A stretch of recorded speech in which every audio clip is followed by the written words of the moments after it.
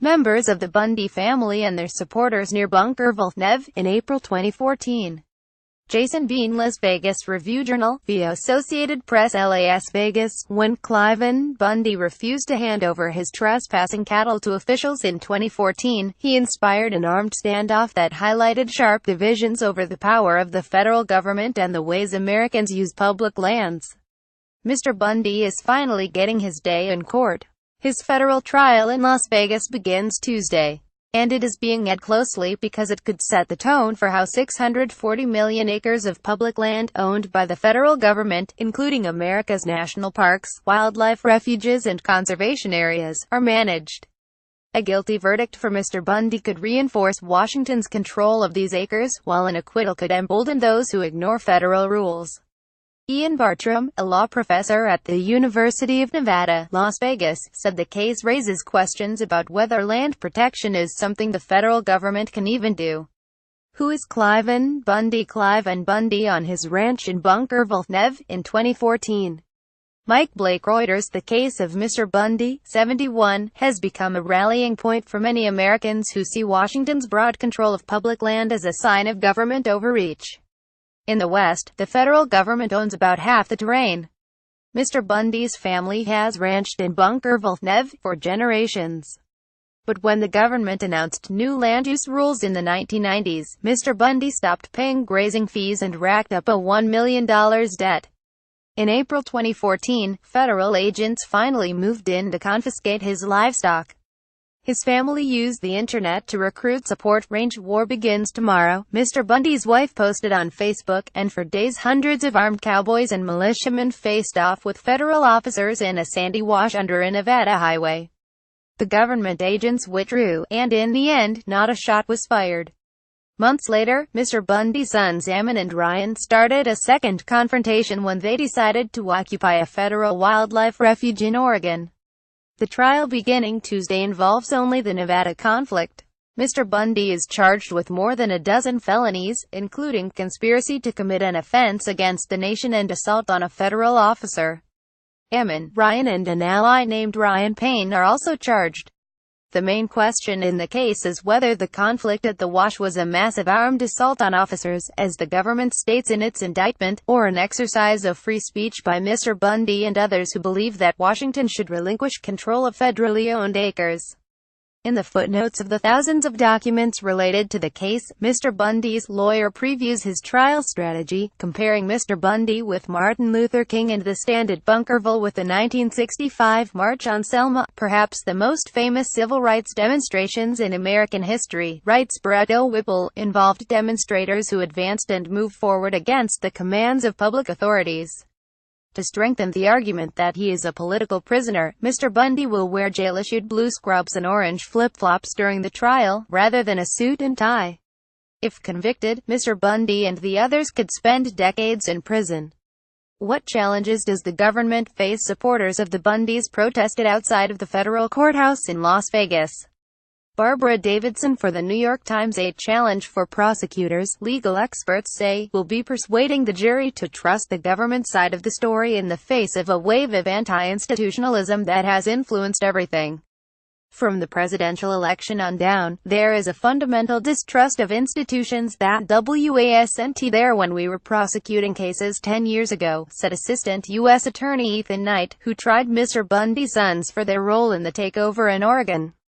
We underestimated that, in that case, a jury acquitted the Bundy sons just days before the election of Donald Trump.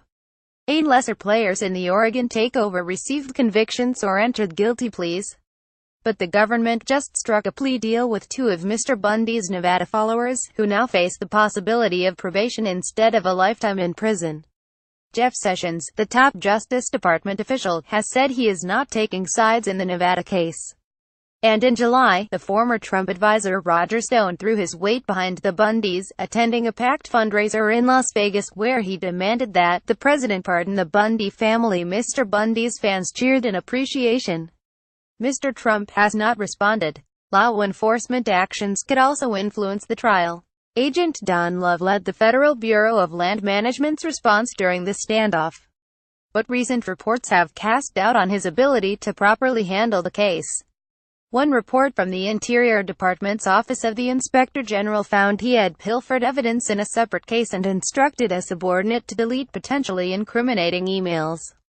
Another detailed how had abused his position while at the counterculture festival Burning Man, using government resources to lavish his girlfriend and others with special treatment. Among his team's requests was a $1 million compound outfitted with 24-hour access to ice cream. The defense is seeking to compel Mr. Love to testify in the standoff trial, a clear effort to use Mr. Love's behavior to discredit government action. So far, Judge Gloria Navarro has said it is too premature to determine if a motion to compel is appropriate. With more than 1,000 potential witnesses in the case, the trial could last through February. What could the case mean for America's public lands? Mr. Bundy's Nevada standoff began a wave of acts of defiance against restrictions on government-controlled acres. A Utah County commissioner led an ATV ride through a canyon that had been closed to protect Native American artifacts. Armed protesters in Oregon swarmed a mining area after officials told the mine owner to stop work. A ranching family in Battle Mountain, Nev, released cattle onto drought-stricken public land, despite an order not to do so. At the time they called it going Bundy. These activities have alarmed people who view land use rules as critical to environmental protection. If the Bundys are acquitted, said Jennifer Ricale, director of the conservation group Center for Western Priorities, that sends a chilling message to park rangers and land managers that their ability to do their job safely is at risk. What do the Bundys say? Cliven Bundy's wife, Carol, Center, during a Las Vegas fundraiser to help pay legal fees for the Bundys. Barbara Davidson for The New York Times. Restrictions on grazing in the Bunkerville area have pushed many ranchers out in recent decades, and the Bundys have repeatedly said that they are peaceful protesters standing up to a government whose grip on federal land is putting rural people out of business. What happened here in 2014? I've never seen government overreach quite like that, said Angie Bundy, Ryan's wife, in an interview. I do believe that God will deliver my husband, she said. But he's in the hands of evil right now. Mr.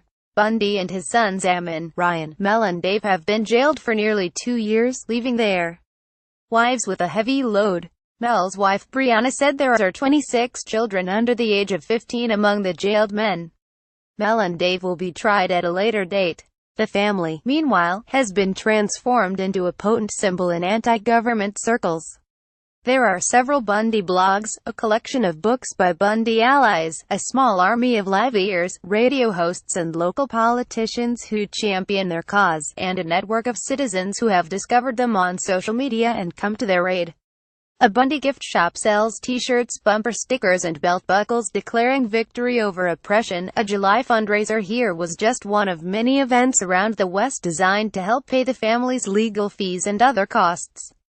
That evening, hundreds of people crowded a party hall staffed by bartenders in tuxedos. The Bundy women wore black dresses bearing the words, "We the People."